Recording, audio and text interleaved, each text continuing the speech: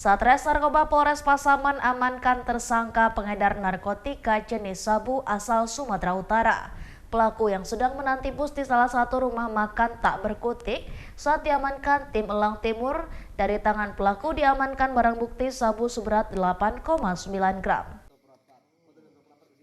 US 36 tahun, pelaku pengedar narkotika jenis sabu yang hendak menunggu bus tujuan Labuhan Batu, Sumatera Utara, tak berkutik saat diamankan tim Elang Timur Satres Narkoba Polres Pasaman di salah satu rumah makan di Kecamatan Lubuk Sikaping, Kabupaten Pasaman.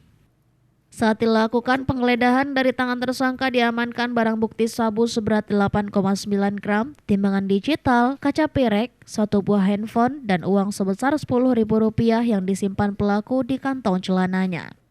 Dari pengakuan pelaku, narkoba jenis sabu dibawa dari Kabupaten Labuhan Batu yang diedarkan di wilayah hukum Polres Pasaman.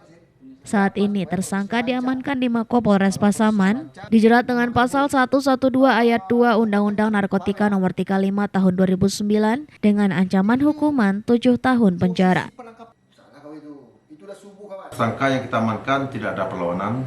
Yang tersangka inisial US, dia langsung menyerahkan diri, memberikan barang bukti yang ada dalam sakunya berupa yang diduga narkotika jenis sabu yang kita amankan dalam dompet kecil yang terletak di saku sebelah kanan. Tujuan yang bersangkutan memang berniat untuk mengedarkan narkotika jenis sabu tersebut di wilayah hukum Polres Pasaman. Barang bukti yang kita amankan satu paket yang diduga narkotika jenis sabu. Setelah kita lakukan penimbangan, berat bersih 8,9 gram.